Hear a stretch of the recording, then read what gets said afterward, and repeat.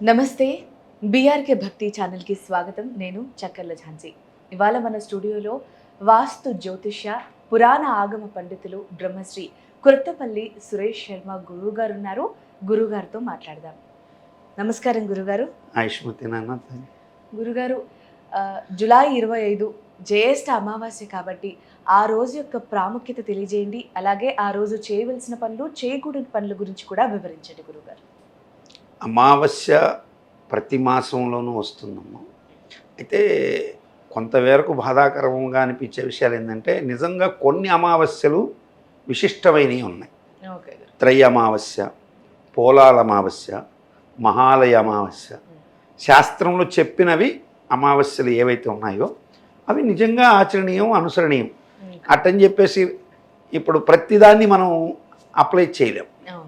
అయితే ఈ అమావాస్య ఏదైతే మనకు వస్తుందో, ఈ అమావాస్యకి జ్యేష్ఠ అమావాస్యలో ఒక రాజు కానీ, అంటే జాతకరీత్యా రాజు పాపగ్రహం అయినప్పుడు లేదా క్రూరగ్రహం అయినప్పుడు, అంటే పాపగ్రహంకి క్రూరగ్రహానికి తేడా ఏంటి అనేటువంటి క్వశ్చన్ కూడా వస్తుంది. పాపగ్రహం అంటే ఒక తను ఉండకూడని ప్లేస్లో ఒక గ్రహం, అంటే ఇప్పుడు గురువు మంచి గ్రహమే, కానీ శత్రుగతిలోనో నీచగతిలోనో ఉన్నప్పుడు అది టెంపరీగా పాపగ్రహమే అవుతుంది. కానీ క్రూరగ్రహం అట్ట కాదు, అది ఎక్కడ ఉన్నా అది క్రూరం చేస్తూనే ఉంటుంది. అఫ్ కోర్స్ ఆ క్రూరత్వంలో కూడా మంచి జరిగేది ఉంటుంది. క్రూరగ్రహం అంటే అది ఇప్పుడు శనిగ్రహము, కుజగ్రహము, రాహుగ్రహము, శనీశ్వరుడు. శనైశ్చరత ఇది శనీశ్చర కదా, అంటే నిదానంగా జరుగుతాడు. సో కాబట్టి శనీశ్చర అంటారు. కాబట్టి ఈ అమావాస్య అనేటువంటిది క్రూరగ్రహం కానీ, పాపగ్రహం కానీ, రాజు కానీ, మంత్రి కానీ అయితే ఆ సంవత్సరం వచ్చేటువంటి అమావాస్యాలు ఏవైతే ఉంటాయో అవి ప్రళయానికి, రాజుల మధ్య వైరానికి, మనుషుల మధ్య కూడా వైరానికి కారణమవుతుందని పంచాంగాల్లో స్పష్టంగానే చెప్పారు. అందులో ఈ సంవత్సరం సూర్యుడు రాజు, శని మంత్రి, కాబట్టి కలహం ఎక్కువగా ఉంటుంది. రాజులు పరస్పరం కలహించుకుంటారని పంచాంగాలని రాశారు. కలహించుకుంటూనే ఉన్నారు ప్రపంచవ్యాప్తంగా. కానీ ఎక్కడ చూసినా ఇప్పుడు యుద్ధ వాతావరణాలు ఉన్నాయి. ఇటువంటి సమయంలో ఈ అమావాస్య ప్రాప్తించింది. ఇటువంటి సమయాల్లో ప్రాప్తించినటువంటి ఈ అమావాస్య మంగళవారం మధ్యాహ్నం నుంచి ప్రారంభమై మంగళవారం సాయంత్రం అరౌండ్ 6:30కి స్టార్ట్ అయ్యి బుధవారం సాయంత్రం 4 గంటలకు అయిపోతుంది. సో సూర్యోదయ ప్రకారం చూసినప్పుడు బుధవారం అవుతుంది. ఆ అమావాస్య రాత్రులు పరిగణలోకి తీసుకున్నప్పుడు చీకటి నిశని లెక్క వేసినప్పుడు మంగళవారం రోజు రాత్రి అమావాస్య ప్రాప్తిస్తుంది. సో మంగళవారం అంటేనే కుజుడు, కుజుడు అంటేనే క్రూరగ్రహం, అంటే పూర్తి అమావాస్య రాత్రి, నిశి అమావాస్య అంటేనే చీకటి, రాత్రిపూట ఉంది. కాబట్టి నిజంగా ఈ అమావాస్యను గురించి మేము ముందుగానే ఆలోచించి ఇటువంటి అమావాస్యలకి మనం ఖచ్చితంగా మన యొక్క స్వలాభం కోసం కాదు, విశ్వం అంతా కూడా బాగా ఉండాలి. విశ్వంలో ఉన్నటువంటి వాళ్ళు అందరూ కూడా మన వాళ్ళే కదా, మన మనుషులే కదా. వాళ్ళందరూ కూడా ఇప్పుడు ఎక్కడో ఒక 2,000 మంది చచ్చిపోయినారు అనుకోండి, వాళ్ళు కూడా ఎక్కడి నుంచో రాలే, మానవ జాతిలోంచి వచ్చారు. కాబట్టి 2,000 మంది మానవులు చనిపోవడం కన్నా యుద్ధం ఆగడమే మంచిది. యుద్ధం చేసేవాడు ఎప్పుడు కూడా గొప్పవాడు కాదు, యుద్ధాన్ని ఆపేవాడే గొప్పవాడని అనేక సార్లు నిరూపితమైంది. కాబట్టి యుద్ధం ఆగాలి అంటే దాని వంతుగా మనమేం చేయగలం అనేటువంటిది ఆలోచించాలి. ఇది వ్యక్తి కన్నా కూడా సమాజానికి ఎక్కువగా ఉపయోగపడే అమావాస్య. కాబట్టి మంగళవారం రోజున అందరూ కూడా తప్పనిసరిగా ఈ కుజగ్రహాన్ని చేసేటువంటి క్రూరగ్రహ చేష్ట నుంచి తప్పించే గ్రహం ఎవరయ్యా అంటే ఖచ్చితంగా సూర్యభగవానుడే.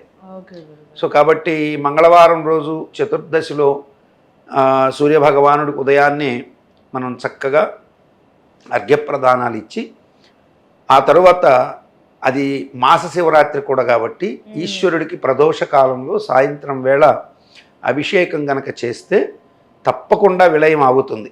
ఎందుకంటే ఇప్పుడు భారతదేశానికి వచ్చినటువంటిది ఏమీ లేదని నేను పంచాంగంలో స్పష్టంగా చెప్పాను. పశ్చిమ దేశాలకి దెబ్బ అని. కానీ ఒక విధంగా చూస్తే భారతదేశానికి లాభం, యుద్ధం జరగనందువల్ల లాభపడేది వేరే పక్కన పెడితే, మనకి ఇప్పుడు చమురు కావాలి, అదంతా కూడా పశ్చిమ దేశాల నుంచే వస్తుంది. కొంత టెక్నాలజీ పరంగా మనం కొంత పశ్చిమ దేశాల మీద ఆధారపడతాం, ఆ దేశాలు మన మీద ఇంకొక విధంగా ఆధారపడతాయి. కాబట్టి ఇక్కడ అటువంటి ఉపద్రవాలు సంభవించకుండా ఎవరైనా సరే మంగళవారం రోజున ఖచ్చితంగా ఈశ్వరుణ్ణి ప్రార్థించాలి. ముఖ్యంగా ఇది జ్యేష్ఠ అమావాస్య రాబోతోంది కాబట్టి ఆ మంగళవారం రోజు సాయంత్రం అమావాస్య ప్రాప్తించడానికి ముందే ప్రదోష కాలంలో ఈశ్వరుడికి, ప్రాతకాలంలో సూర్య భగవానుడికి పూజ చేయడం ద్వారా వారికి కూడా మంచిదే. ఆరోగ్యము, ఇతర మానసికమైనటువంటి అమావాస్య వస్తే ఎక్కువగా ప్రభావితమయ్యేది మానసికమైన స్థితులు. చంద్రుడు పూర్తిగా క్షీణత్వం పడతాడు కాబట్టి, మనోకారకుడు చంద్రుడు అన్నారు కాబట్టి మానసికంగా ఇబ్బందులు కూడా వస్తుంటాయి. అంటే ఈ భ్రమ, పిచ్చి, ఇటువంటివి అపస్మారాలు ఇటువంటి ఉన్నవాళ్ళు, ఈ తర్వాత హిస్టీరియాక్ పేషెంట్లకి వీళ్ళకి ఇంకొంచెం ఎక్కువ అవుతుంటాయి. అలాగే గురుగారు రాశి ప్రభావం కూడా ఉంటుంది కాబట్టి ఆ ప్రభావాలు రాశుల మీద ఉంటేనే కదా ఈ గ్రహాలు అక్కడ తిరుగుతాయి. సో కాబట్టి మనం ఖచ్చితంగా ఈ సూర్యుడికి చేయడం ద్వారా ఉపయోగం ఉంటుంది. ఏ రాశి వారికి ఎక్కువగా ప్రభావం పడుతుంది అంటారు? అది మనం చర్చించుకుందాం. అయితే ఇప్పుడు మనకి ఖచ్చితంగా తెలియాల్సింది ఏంటంటే సూర్య భగవానుడికి చేస్తే అమావాస్య దోషాలు పోతాయి. తర్వాత అమావాస్య ఎప్పుడు కూడా పితృదేవతలకి చాలా మంచిది. ఇప్పుడు తల్లిదండ్రులు ఉన్నవారైతే వారు ఆ తల్లిదండ్రుల ద్వారా తమ తాతలకి తర్పణాలు వదలడం ఇటువంటివి చేయించుకోవాలి. అట్లాగే తల్లిదండ్రులు లేని వారైతే తమ తల్లిదండ్రులను ఉద్దేశించి తర్పణాలు వదలడం ఇటువంటి అమావాస్యలో ఖచ్చితంగా చేయాలి. బుధవారం రోజున తర్పణాలు వదలడం ద్వారా, ఎందుకంటే అమావాస్య సాయంత్రం 4:44 వరకు కూడా ఉంది. అందులో అద్భుతమైనటువంటి తమాష ఏంటంటే ముందు రోజు ఎవరైతే కుజుడని చెప్పుకున్నామో ఆయన రుణకారకుడు, రోగకారకుడు. అటువంటి కుజుడి నక్షత్రమైన మృగశిర నక్షత్రం ఉంది. మృగశిర నక్షత్రంలో పితృదేవతలకి పెద్దలు చెప్పేవాళ్ళు, ఇది ఎక్కడ శాస్త్రం లేదండి. మృగాలు కూడా అవి కూడా పురాకృత కర్మతోనే మృగంగా పుడతాయి. అంటే మనిషిగా పుట్టి మృగంగా పుట్టి ఉంటాయి. అవి కూడా అనట ఎతుకుతుంటాయి. మృగాలు కూడా ఎలా తీర్చుకోవాలి మా పితృ-రుణాలు అని అడవులో ఎతుకుతాయట. కాబట్టి అటువంటి మృగశిర నక్షత్రం ప్రాప్తించింది బుధవారం. కాబట్టి బుధవారం పితృదోషాలు నివారించుకోవడానికి ఈ నాకబలి లేకపోతే తర్వాత ఇటువంటివి చేయలేని వాళ్ళు నారాయణ బలి, నాగబలి, మేము అక్కడికి పోలేకపోయినామండి, ఏది మన త్రయంబకేశ్వర పోలేకపోయినాం, గోకర్ణంలో చేసాం కానీ మాకు రిజల్ట్స్ రాలేదనే వాళ్ళు ఈ అవకాశాన్ని ఖచ్చితంగా వాడుకోవాలి. ఈరోజు మీరు ఏమి చేయక్కర్లే, మీ పితృదేవతలకి చక్కగా మీ ఇంట్లో ఫోటో ఉంది కదా, శుభ్రంగా తుడిచేసి గంధం పెట్టి వాళ్ళని చక్కగా గంధమే, కుంకుమలు అయి పెట్టరు పితృదేవతలకి, గంధము విభూతి మాత్రమే పెడతారు. చక్కగా పెట్టి మంచి వాసన కలిగినటువంటి పువ్వులు, ఆఘ్రాణమాచ్యాదయతని ఒక శ్లోకం కూడా ఉంది, ఆఘ్రాణంతోనే దేవతలు స్మరింపబడతారు. అందుకే దేవుడికి సువాసన కలిగిన పువ్వులు పెట్టడంలో కూడా రీజన్ అది. వాసన లేని పువ్వులు పూజకి ఎప్పుడూ వాడకూడదని ధర్మశాస్త్రం. కాబట్టి ఈ సువాసన వచ్చేటువంటి అటువంటి పూలు చక్కగా ఒక మాలికలాగా కూర్చి పితృదేవతల పటాలకు వేసి వారికి మనం చేసుకున్నటువంటి ఇంట్లో ఏవైతే ఉంటాయో పదార్థాలు అవే నివేదన పెట్టి, అవి ఒక ఇద్దరు మీ తల్లిదండ్రులు లాంటి వయసు ఉన్న వాళ్ళని ఇంకా పెద్దవాళ్ళు ఉంటే పిలిచి ఇంట్లో పెట్టి వాళ్ళకి చక్కగా కాళ్ళు గిళ్ళు కడిగి భోజనం పెట్టచ్చు. లేదు ప్రాప్తించలేదు ఎవరు అనుకుంటే చక్కగా మనకు వాయిస్ పిండం కాకికి పెట్టేది ఉంది, అట్లా పెట్టుకోవచ్చు. అలా కూడా సాధ్యపడలేదు, మనకు వాయిస్ కాకులు దొరకట్లేదండి సిటీ అంటే ఎత్తుకెళ్ళి ఒక ఎవరైతే అన్నార్తులు ఆకలితో అలమటించే వాళ్ళు ఉంటారో వారికి పెడితే కూడా ఆ యొక్క ఆత్మలు తృప్తి పడతాయి. పితృదోషాలకి అద్భుతమైనటువంటి నివారణ మార్గం కలిగినటువంటి ఈ అమావాస్య చాలా అద్భుతమైంది. అయితే ముందు దేశం బాగుంటే మనం బాగుంటాం, సంఘం బాగుంటే మనం బాగుంటాం. కాబట్టి మంగళవారం రోజున ఉదయం సూర్యుడిని, ప్రదోషకాలంలో ఈశ్వరుణ్ణి, బుధవారం రోజు పితృదేవతల్ని, ముగ్గురిని ఎవరైతే స్మరిస్తారో వారు తమకు తమ కుటుంబానికే కాదు విశ్వానికే మేలు చేసిన వాళ్ళు అవుతారు. నేను చెప్పినప్పుడు ఈ అవకాశం విని అయ్యో మళ్ళీ నేను చేయలేకపోయినానే అనుకునే వాళ్ళని నేను నిజంగా వాళ్ళు దురదృష్టవంతులు అనుకోవాలి. నిజంగా ఎవరైతే చేస్తారో వాళ్ళు అదృష్టవంతులే. ఖచ్చితంగా వాళ్ళకి ఆ పాజిటివ్ సెన్స్ కనపడుతుందని నేను ఖచ్చితంగా చెప్పగలను. ఇది 100కి 100 పాళ్ళు నిజం అవుతుందా అని అడిగారు అనుకోండి, యాక్యురేట్గా నువ్వు మనస్ఫూర్తిగా చెయ్యి, ఖచ్చితంగా నీకు నిదర్శనం కనపడుతుంది. సంవత్సరం తిరిగే లోపల నీకు ఆ ఫలితం ఉంటుంది, ఓకే ఎలాగైనా ఉంటుంది. ఏ రూపంలో అయినా నీకు ఒక మంచి శుభం, గుర్తుపెట్టుకోదగినంత గొప్ప శుభం జరిగే అవకాశాలు ఖచ్చితంగా ఉంటాయి. ఇది గతంలో ఒక అమావాస్య ఇట్లాంటిదే ప్రాప్తించినప్పుడు 2019లో నా మాట మీద విపరీతమైనటువంటి నమ్మకం నన్ను అనుసరిస్తున్నటువంటి ఒక భార్యాభర్తలు ఇంత గట్టిగా చెప్తున్నారు గురుగారని, వారు ఏదో పిల్లలు లేరు వాళ్ళకి 7 సంవత్సరాలు, వారు చేశారు. తర్వాత కలిగారు. గురువుగారి బిడ్డకి ఏం పేరు పెట్టమంటారంటే మీ తల్లిదండ్రుల పేరు కలిసేటట్టుగా, అమ్మవారి పేరు కలిసేటట్టుగా మంచి పేరు పెట్టుకోండి. నేను నక్షత్ర ప్రకారం నా పేరు కూడా నిర్ణయించడం జరిగింది. కాబట్టి ఖచ్చితంగా శుభాన్ని పొందే అవకాశాలు అయితే ఈ అమావాస్యలు ఇలా ఉంటాయి. కానీ ఇంకేదో మనం ఏదో చేద్దాము ఇటు చేద్దాం అనుకోవడం కన్నా విజ్ఞానపరంగా కూడా ఆలోచించి సొసైటీకి మేలు చేసే పరంగా ఆలోచించి చెప్పే ఇటువంటి మాటలు చేయడం ద్వారా, అంటే మీ పక్క వాళ్ళు బాగుంటే మనం బాగుంటాం ఆటోమేటిక్గా. ఇప్పుడు ఎవరు లేనప్పుడు మీరు గాలిలో చవితి కొట్టుకుని ఏం ప్రయోజనం? భజన చేయాలన్నా యుద్ధం చేయాలన్నా 2 చేతులు చప్పుడు కావాల్సి. కాబట్టి నీవు మంచి కోసం యుద్ధం చేయక్కర్లేదు, జరుగుతున్న యుద్ధాన్ని ఆపడం కోసంగా మాత్రం ఒక బాధ్యత, నీ యొక్క ఆరోగ్య భాగ్యాల కోసం ఒక బాధ్యత, తర్వాత మీ పితృదేవతల్ని తరింపజేసుకోవడానికి నువ్వు ఏదోదో క్షేత్రాలు తిరగడం కన్నా ఈ అవకాశాన్ని వాడుకోవడం అనేది మాత్రం అద్భుతం. అందులో దీనికి ముందు ఖచ్చితంగా ఒక 15 రోజుల ముందు ఒక పౌర్ణమి ప్రాప్తించింది. అది ఏరువాక పున్నమి, జ్యేష్ఠ మాసంలో వచ్చే పౌర్ణమి. ఏరువాక పున్నమి రోజు విత్తనాలు నీళ్లు ఊరికే చల్లి ఆ వర్షానికి ఏరువాకని నాటుతారు. సో దాంట్లోని అంతరార్థ ప్రకారం కూడా ఈ యొక్క అమావాస్య ఏదైతే ఉందో ఇప్పుడు వచ్చిన అమావాస్య చాలా అద్భుతమైంది. లోతుగా వెళితే చాలా విశ్లేషణ ఉంది దాని మీద. సో మంగళకరము, సకల శుభాలని కలిగించేటువంటిది. దీన్ని చెడుగా ఆలోచించుకొని ఏదో శత్రువులు దీని భయం అనుకునే కన్నా దాన్ని నివారించుకోవడానికి వాడుకోవడం ద్వారా శుభాన్ని పొందే అవకాశాలు ఖచ్చితంగా ఉన్నాయి. ఓకే గురుగారు, మరి ఈరోజు చేయకూడని పనులేంటి గురుగారు? సహజంగా ఈ అమావాస్య ఒక్కరోజని కాదమ్మా, ఓకే, ఎప్పుడు అమావాస్య వచ్చినా మీరు ఈ పనులు చేశారా దరిద్రం మిమ్మల్ని 7 జన్మలకు కూడా వదలదు. మీరు ఎవరు బాధపడ్డా నేను దాంట్లో ఏమీ అనుమానపడే ప్రశ్నే లేదు. మీరు మిగతా రోజుల్లో కొంచెం లేకపోయినాము, కొంచెం ఓపికలో లేదు, రాత్రి పొద్దుపోయింది అనుకోవచ్చు. కానీ అమావాస్య ప్రాప్తించిన రోజు గనక సూర్యోదయాత్ పూర్వం నిద్రలేయకపోతే ఖచ్చితంగా వారికి ఆ సంవత్సరంలో నెగిటివిటీస్ ఎక్కువ ఉంటాయి. ఒక్క అమావాస్య రోజు ఉంటే, మరి 12 అమావాస్యలకు అదే విధంగా ఉంటే 12 సంవత్సరాలు పుష్కర కాలం బాధపడుతూనే ఉంటారు. కాబట్టి అమావాస్య ఎప్పుడు ప్రాప్తించినా సరే మీరు వివేకోజామున నిద్రించడం అనేది చాలా తప్పు. రెండవది, అమావాస్య రోజు నా నఖం చిద్యత అన్నాడు, అంటే గోల్డ్ అస్సలు తీయకూడదు. ఓకే గురుగారు. ఖచ్చితంగా శిరస్సుకి క్షురకర్మ చేయించుకోవాలి. చాలామంది అమావాస్యకి క్షురకర్మ చేయించుకోరు. అవును గురుగారు. కానీ అమావాస్య రోజు వెంట్రుకలు కట్ చేయించుకుంటే చాలా శుభం.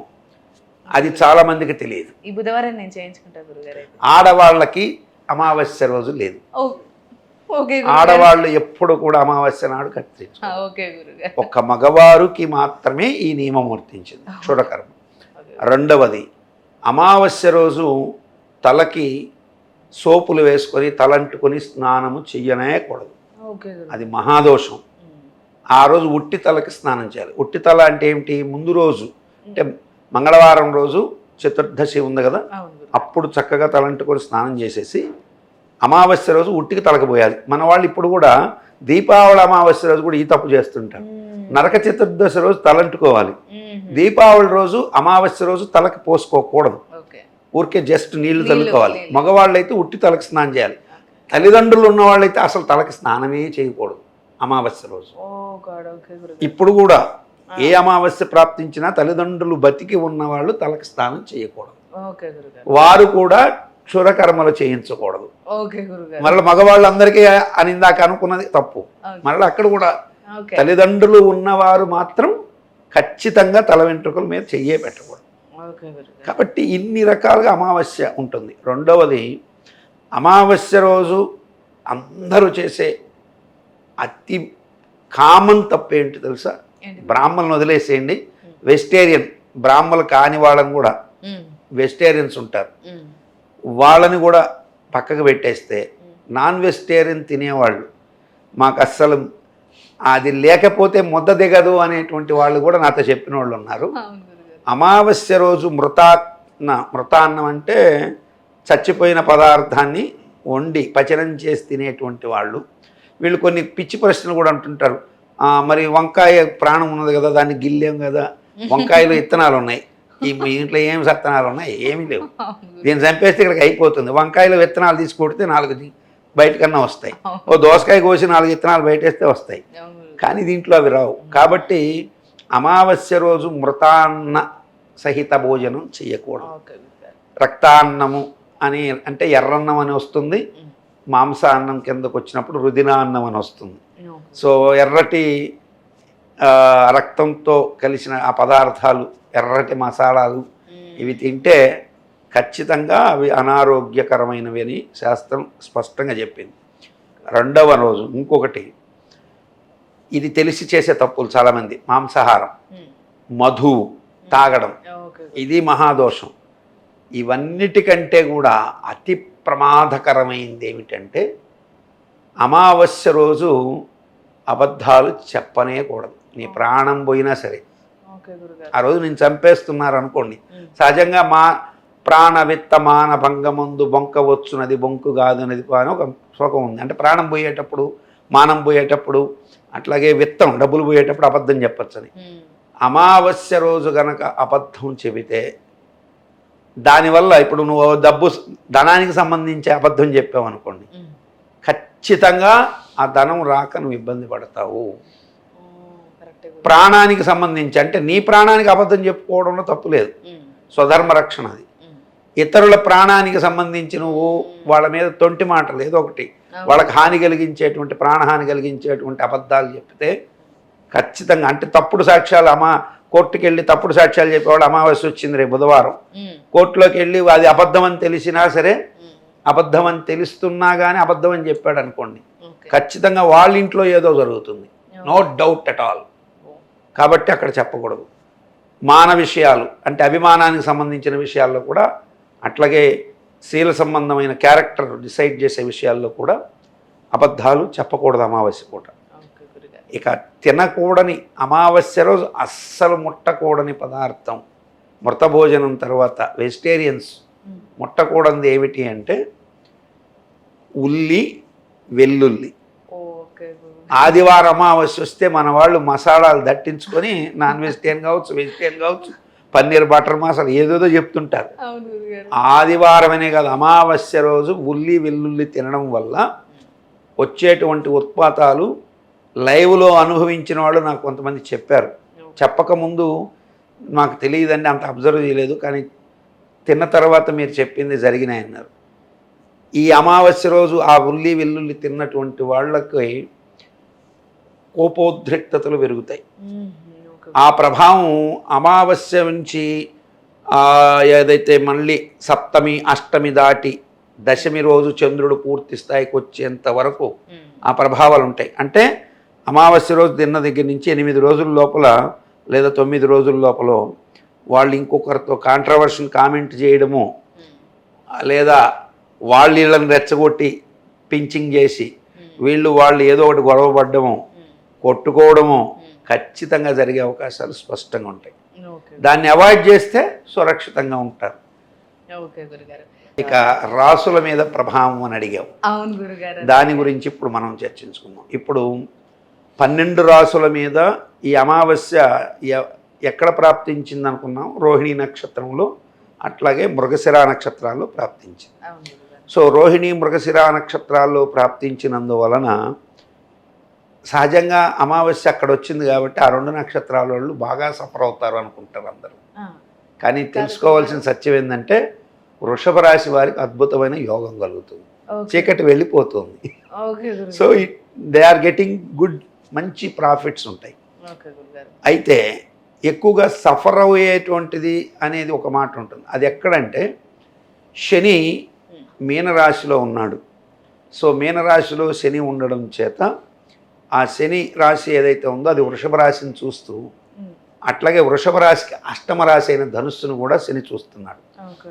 ఈ అమావాస్యకి శనికి ఒక దగ్గర సంబంధం ఉంది. అది చాలా ప్రాచీనంగా చాలాసార్లు చెప్పాను.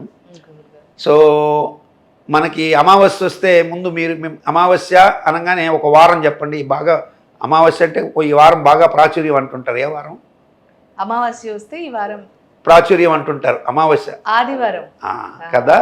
అంటే అమావాస్య ఆదివారం అర్ధరాత్రి అని భయపడతారు. కథలు ఇస్తారు. అవును గారు. ఆదివారానికి ముందు వచ్చే వారం ఏంటి? శనివారం. సో సూర్యుడు కొడుకు అయినటువంటి వాడు శని. శని. ఈయన ఎవరికి పుట్టాడు? ఛాయాదేవికి నీడకు పుట్టాడు. అందుకని శనికి సూర్యుడికి దగ్గర సంబంధం ఉంటుంది. ఈ సంవత్సరం సూర్యుడు రాజుగా ఉండడం, శని సేనాధిపత్యం వహించడం, చంద్రుడు మంత్రిగా ఉండడం. కాబట్టి శని గురువు రాశిలో ఉన్నాడు, గురువు రాశిని చూస్తున్నాడు, గురువుకి కేంద్రంలో ఉన్నాడు. కాబట్టి మీనరాశి వారి మీద ఆ ప్రభావాలు ఉంటాయి. ధనుసు రాశి మీద కొద్దిగా ప్రభావం ఉంటుంది. కాబట్టి అది తెలుసుకోవాలి. ఆ రాసుల వాళ్ళు మళ్ళీ ఏమీ భయాందోళనకు గురి అవ్వాల్సినంత లేదు. కానీ మీరు చేస్తున్నటువంటి పనుల్లో ఉద్రేకతలు చోటు చేసుకోకుండా చూసుకోండి. చాలా కూల్గా ఉండండి. ఇప్పుడు ఇందాక చెప్పాను చూసారా, ఇప్పుడు ఈ అమావాస్య రోజు ఉల్లిపాయ వెల్లుల్లిపాయ తిని కొంచెం మసాలాలు దట్టించుకొని తిన్నవాడు వచ్చి మిమ్మల్ని అట్లా గిచ్చుతాడు. కొంచెం ఓర్చుకొని వాడు చెప్పేది కొంచెం స్థిమితంగా వినడానికి ప్రయత్నించి తర్వాత మీరు దానికి తగిన రీతిగా స్పందించితే మీకు మంచి జరిగే అవకాశాలు ఉంటాయి. ఇక వృషభ రాశి తర్వాత కొంత యోగాన్ని పొందేటువంటిది కుంభరాశి. కుంభరాశి తర్వాత సింహరాశి వారికి మంచి యోగాలు ఉంటాయి. సింహరాశికి అష్టమశని అందరూ భయపెట్టి ఊదరగొడుతున్నారు, కానీ సింహరాశి వారికి మంచి యోగాలు ఉంటాయి. ఇక కన్యారాశి వారికి కొంచెం ఇబ్బందికరమైన పరిస్థితి ఉంటుంది కొద్దిగా. అంటే పనులు చికాకు పుట్టించే అవకాశాలు ఉంటాయి. మిథున, కర్కాటక, వృశ్చిక, తుల, మకర రాశులకి ప్రత్యేకమైనటువంటి కొన్ని అనుభవాలు అంటే ఎక్స్పీరియన్సెస్ ఎదురయ్యే అవకాశాలు ఉంటాయి. అందులో ఆర్థికపరమైనటువంటి గొప్ప లాభాలు మకర రాశి వారికి ఉంటాయి. ఆర్థికపరమైన చర్చలు జరిగే అవకాశాలు మిథున, కర్కాటక, తుల, వృశ్చిక రాశి వారికి ఉంటాయి. కానీ బెటర్ ప్రాఫిట్స్ 5 మంది కూర్చొని లాభాల గురించి చర్చించుకుంటుంటే ఒకడొచ్చి చల్లగా మూట ఎత్తుకొని సాయం పాసుకు వేస్తాను వెళ్ళిపోతారు చూసారా, అలా మకర రాశి వాళ్ళు ఎత్తుకొని వెళ్ళిపోయే అవకాశాలు ఉంటాయి. సో అయితే ఈ చర్చల వల్ల వీళ్ళకి కొంచెం ఎక్స్పీరియన్సెస్, లాభాలు కూడా కొంతమేర వచ్చే అవకాశాలు కూడా ఈ మిథున, కర్కాటక, అట్లాగే తుల, ఈ వృశ్చిక రాశి వారికి ఉండే అవకాశాలు ఉంటాయి. గురుగారు, మీరు ఇంత చక్కగా మరి అమావాస్య గురించి చెప్తూ ఉంటే నాకు ఇంకొక చిన్న డౌట్ ఏమని వచ్చింది అని అంటే, అమావాస్య రోజు జన్మించిన వారికి ఏ విధంగా ఉంటుంది? ఎందుకంటే చాలామంది అంటారు ఆడపిల్లన అమావాస్య రోజు పుట్టిందా చాలా మంచిది, అబ్బాయి పుట్టాడా వీడు దొంగ అవుతాడు అని అంటారు గురుగారు. దొర అవుతాడు లేదా దొంగ అవుతాడు అంటుంటారు. అవును గురుగారు, దీనిపై కొంచెం మా కోసం వివరణ ఇవ్వండి గురుగారు. యాక్చువల్గా 30 తిథులు కూడా ఏ తిథికి ఆ తిథి విశిష్టమైన తిథులే. ఏ తిథిని కూడా తీసేయాల్సింది లేదు. అష్టమి రోజు పుట్టాడు కష్టాలకు కారకుడు అవుతాడంటే మహానుభావుడు కృష్ణుడు అష్టమిలోనే పుట్టాడు. అవును గురుగారు. ఈడు చవితిలో పుట్టాడు అన్ని పనులు విఘ్నం అవుతాయంటే ఆ వినాయకుడు పుట్టాడు. అదే అష్టమిలో దుర్గాష్టమి చేసుకుంటాం. కాబట్టి అమావాస్య పితృదేవతలకి మంచిది. ఎవరైతే మీరు అన్నట్టు అయితే దొర లేకపోతే దొంగ అవుతాడు అనేది ఎప్పుడంటే అమావాస్య, ఆదివారము, భరణీ నక్షత్రము అవన్నీ కలిపినప్పుడు అంటే లగ్నాన్ని పంచకరహితం అని చేస్తుంటాం. సో వాడు పుట్టిన లగ్నం అన్నీ కలిపినప్పుడు చోర లగ్నం అనేది పడుతుంది. ఆ చోర లగ్నంలో గనక పడితే వాడు మహా దొంగ, మామూలు దొంగగాడు. వాడు స్మార్ట్నెస్ నేర్పిస్తాడు. ఇప్పుడు ఉన్నారు కదా మనకి, ఇప్పుడు కనపడుతుంటాయి కదా, ఒక్కొక్కడు కనపడకుండా 500 కోట్లు కొట్టేశాడని, హ్యాకింగ్ చేశాడని, తర్వాత ఈ పెద్ద బ్యాంకులకి మొత్తం తెలియకుండానే కన్నం పెట్టాడని మహానుభావుల పేర్లు వింటుంటాం. వాళ్ళందరూ ఇటువంటి వాటిల్లో పుట్టారు. కాబట్టి అందరూ అమావాస్య రోజు పుట్టిన దొంగలు ఎవరు? అమావాస్య, ఆదివారము, అర్ధరాత్రి కావచ్చు, పగలు కావచ్చు, భరణీ నక్షత్రంలో చోర లగ్నంలో పుట్టాలి. ఆ భరణీ నక్షత్రంలో పుట్టినోడు ధరణి ఏళ్తాడు అంటారు కొన్నిసార్లు. ఏళ్తుంటారు. ఎట్లా తెలుసండి? జనాలందరికీ గుండు కొట్టినోడు ఒకరోజు పైగా చూస్తే గొప్ప మినిస్టర్, రాజకీయ నాయకుడు అయి ఉంటాడు. వాడు గుండు కొట్టే ఉంటాడు జనాలకి, ఎక్కడో తీరా. అంటే ఎవరిని తొక్కందే పైకి ఎట్టొస్తామని వీళ్ళు మళ్ళీ జనాలకి కొత్త నీతులు నేర్పిస్తుంటారు. కాబట్టి వీళ్ళని గురించే శాస్త్రం క్లియర్గా చెప్పింది. ఆడపిల్ల పుడితే అమావాస్యలో చాలా వెలుగని ఎందుకన్నారంటే సహజంగానే ఇంటికి ఆడపిల్ల వెలుగు, ఎవరికి నచ్చినా నచ్చకపోయినా ఇది సత్యం.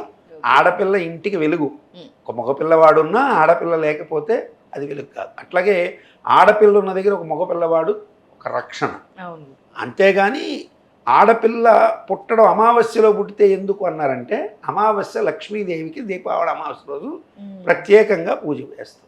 సో ఈ అమావాస్య రోజు పుట్టడం ద్వారా ఆడపిల్ల పుడితే శుభం కలుగుతుంది అనేది ఒక మాట. అయితే ఇదే ఆడపిల్ల కృత్తికా నక్షత్రంలో ఆదివారం రోజున అగ్నిముఖ నక్షత్రమైనటువంటి కృత్తికలో పుట్టి ఆ తర్వాత రాహుకేతువుల చేత దోషం పట్టి అదే అమ్మాయి వృశ్చిక లగ్నము, కర్కాటక లగ్నము, మకర లగ్నంలో కనుక పుడితే ఖచ్చితంగా తల్లిదండ్రులని చంపడము, లేకపోతే తల్లిదండ్రులని విభేదించి, ఇప్పుడు మన మారుతిరావు కూతురు పుట్టింది ఒక అమ్మాయి అనకూడదు, అమ్మాయి జాతకం నాకు తెలియదు, నల్గొండలో మీకు తెలుసు అనుకుంటారు, మారుతిరావు అని ఒక జరిగింది. సో అమ్మాయిని మనం అనకూడదు, కానీ ఆ అమ్మాయి జీవితంలో జరిగింది ఏంటండి, ఇప్పుడు అమ్మాయి ఇష్టపడినోడు ఆ అమ్మాయికి దక్కలేదు, తండ్రి లేడు. ఈరోజు తండ్రి సంపాదించిన ఆస్తుల మీద పోయి కొట్లాడి తెచ్చుకోవచ్చు, కానీ సుఖమే ఉంది. నువ్వు దేనికోసం నువ్వు వెళ్ళావో అది నీకు ప్రాప్తం కాల, అతనే లేడు. నీ తండ్రి, నిన్ను ప్రాణాధికంగా ప్రేమించిన తండ్రి నీకు దూరం అయిపోయాడు. నిన్ను దగ్గరగా బాగా ప్రేమించిన తల్లి నీ యొక్క సౌభాగ్యాన్ని నువ్వు దూరం చేసావు. ప్లస్ నీ చిన్నతండ్రులు, నీ మేనమామలు, నీ బంధువర్గం, నువ్వు అనుకునే వాళ్ళందరూ నీకు దూరం అయినారు. సో అఫ్కోర్స్ నువ్వు మెంటల్గా సాటిస్ఫాక్షన్, లేకపోతే నాకు అతని ప్రతిరూపం ఉంది, నాకు ఈ వర్గాల సపోర్ట్ ఉంది, రైట్ ఉండొచ్చు. కాకపోతే అందరూ మెచ్చుకొని చేసుకుంటే అది ఆనందం. ఆ తండ్రిని మెప్పించి చేసుకుంటే నువ్వు గొప్పదాని అయ్యి ఉండేదాని అని నేను అనుకుంటాను. సో ఎందుకంటే ఆ మారుతిరావు బతుకున్నప్పుడు నన్ను సంప్రదించాడు, చిన్న పాపగా ఉన్నప్పుడే. నేను ఆనాడే ఆ అమ్మాయి జాతకాన్ని చూసి కొన్ని మాటలు చెప్తే నా మీద కోప్పడ్డాడు. సరే ఆ పాస్ట్లో విషయాలు మళ్ళీ ఆ తర్వాత నేను అప్పటికి మీడియా కూడా ఇంత పాపులర్ లేని రోజుల్లో కలిశాడు ఆయన. ఎందుకంటే నేను కొన్నాళ్ళు మిర్యాలగూడలో 1989 నుంచి 90 వరకు అక్కడ ఉండేవాడిని మిర్యాలగూడలో. సో అప్పుడు నాకు మిర్యాలగూడలో ఉన్నప్పుడు కొంతమంది మిత్రులు వాళ్ళు పరిచయం, అప్పుడే ఈ మారుతిరావు కూడా అప్పుడు పరిచయం. ఇప్పుడు ఏమైపోయింది, నువ్వు అనుకున్నది ఏదీ నీకు సాధ్యం కాలేదు. అందుకని జాతకాన్ని నమ్మి నువ్వు ఆ మార్గాల్లో వెళ్ళి నీ తండ్రిని ఎలా మెప్పించుకోనో చేసుకునే పద్ధతులు ఆ అబ్బాయి జాతకాన్ని కూడా చూపించుకొని ఇప్పుడు పుట్టేటప్పుడు ఎవ్వరూ ధనం మోసుకొని రారు, ఎత్తుకోబోయేటప్పుడు ఏం మోసుకొని పోరు.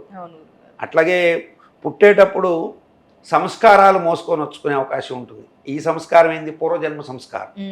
ఆ సంస్కారాలు మోసుకొచ్చింతనే నక్షత్రాల్లో పడతారు. ఇప్పుడు అట్లాంటి నక్షత్రాల్లో పడ్డవాళ్ళే ఇట్లాంటివి ఉంటాయి. మనం ఎగ్జాంపుల్గా మనకు దగ్గరగా ఉంది కాబట్టి ఆ అమ్మాయి ఇలా అయింది, అమ్మాయిది అవునో కాదో మనకు తెలియదు. కానీ అమ్మాయి పేరు ఎక్కడని తెలుసమ్మా, అమృత కదా, అది కృత్తికా నక్షత్రంలో ఉంది జ్యోతిష్ శాస్త్ర ప్రకారం.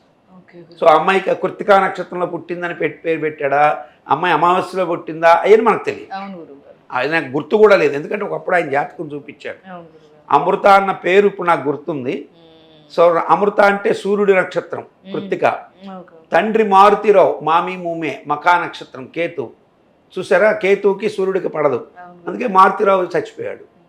ఆ అమ్మాయి లైవుడ్గానే ఉంది, సూర్యుడు గెలిచాడు, కేతువు చచ్చాడు.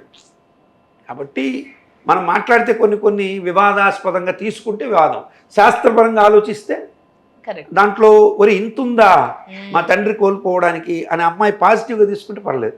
నెగిటివ్గా తీసుకుంది అనుకోండి, నా మీద ఇట్లా నా మీద నా పర్సనల్ లైఫ్ని ఏదో చేశాడు అని అనొచ్చు. కాబట్టి మంచిగా తీసుకోవడంలో ఉంటుంది అనేది నా ఉద్దేశం. చూసారా, ఇప్పుడు ఆ అమ్మాయి జీవితం వివాదాల్లోకి అంటే రకరకాలుగా ఇబ్బంది. ఇప్పుడు ఆ అమ్మాయి జీవితాన్ని ఆధారం పెట్టి ఒక సినిమా కూడా తీశాడు, ఎవరో మన రామ్ గోపాల్ వర్మ. కాబట్టి ఒకరి చేత నీవు అనిపించుకునేదాకా నీ జీవితం రాకూడదు. ఒకరు నిన్ను వేలెత్తి చూపనంతగా బతకే వాళ్ళు గొప్పవాళ్ళు. సో నేను నిజంగా ఆ అమ్మాయి యొక్క పరిస్థితి పాపం నిజంగా దారుణం. ఆయన మారుతిరావు కూడా కొంచెం సానుకూలంగా ఆలోచించి ఉంటే బాగుండు, కానీ గ్రహాలు అలా చేయవు. అది తెలుసుకొని వాళ్ళు కరెక్ట్గా మార్గాన్ని ఎత్తుకుంటే సరిపోయి ఉండేది. ఆయన ఆ మారుతిరావు నన్ను అప్పుడు సంప్రదించిన తర్వాత మరల సంప్రదించకపోవడం, నన్ను గురించి ఆయన కూడా తెలుసుకోలేకపోవడం అట్లా జరిగిపోయినాయి అంతే. సో మారుతిరావు నేను అప్పుడు జ్యోతిష్ అంటే నేను 1980 చిల్లరలో ఆయన పరిచయం అయిన తర్వాత ఈ అమ్మాయి విషయంలో నేను చెప్పింది ఎప్పుడు 2008 ప్రాంతాల్లో 7 ప్రాంతాల్లో నేను దినేష్ రెడ్డి గారు హైదరాబాద్ సిటీ కమిషనర్గా ఉన్నప్పుడు నేను పని మీద ఆయన దగ్గరికి వచ్చున్నాను. మా ఊరు వారు కాబట్టి అక్కడ మారుతిరావు అక్కడికి వచ్చి ఉండి వాళ్ళు ఏదో పని మీద వచ్చారు. అక్కడ కలిసినప్పుడు నేను ఆయన గుర్తుపట్టి పలకరించాను. ఆయన కూడా నన్ను పలకరించలేదు. మారుతిరావు గారు బాగున్నారా అన్న తర్వాత ఖాళీగా కూర్చున్నప్పుడు జాతకం తీశారు. తీస్తే మీరు ఈ అమ్మాయి విషయంలో కొంచెం జాగ్రత్తలు తీసుకొని ఉండాల్సింది, అన్ని రకాల జాగ్రత్తలు తీసుకుంటే బాగుండేది అంటే ఆయన నన్ను కొంచెం గట్టిగానే ఏదో వ్యతిరేకించారు. అప్పుడు ఫాస్ట్ అయిపోయింది. ఏదేమైనా జాతకరీత్యంలో మనం మార్పులు చేసుకోలేం కాబట్టి వాటిని చూయించుకొని పరిహారాలు కనుక చేసుకున్నట్లయితే అప్పుడు మారుతిరావు గారి యొక్క ప్రేమ, కూతురు మీద ప్రేమను చూసి నాకు నిజంగా ముచ్చట వేసింది. కానీ కూతురుని ఏం కావాలో తెలుసుకోలేకపోవడం, కూతుర్ని ఎలా పెంచుకోవాలి అనేటువంటి విషయాల్లో కూడా ఓవర్ ప్యాంపరింగ్కి కూడా వెళ్ళాడేమో అనిపించింది. ఎందుకంటే పిల్లలు అడిగిందల్లా తీసిస్తూ వస్తే వాళ్ళకేం తెలియదు. వాళ్ళకి ఏది కావాలి అంటే ఇప్పుడు వాళ్ళు విద్యాబుద్ధులు సంస్కారాలు ఎంచుకునేటట్టుగా పెంచాలి. అంటే మంచి జీవితం కావాలి, ఎంఎస్ చేయాలి, అంత పెద్ద వయసు కూడా చక్కగా అమెరికాకి వెళ్ళి చదువుకొని మంచి లైఫ్ గడిపి రావచ్చు. అంతా చిన్నాభిన్నమే. ఓకే గురుగారు, మరి అమావాస్య రోజు పుట్టిన అమ్మాయికి కానీ అబ్బాయికి కానీ ఏ విధంగా ఉంటుంది అనేది ఒక ఎగ్జాంపుల్తో పాటు చక్కగా చెప్పారు గురుగారు. Thank you so much. Thank you.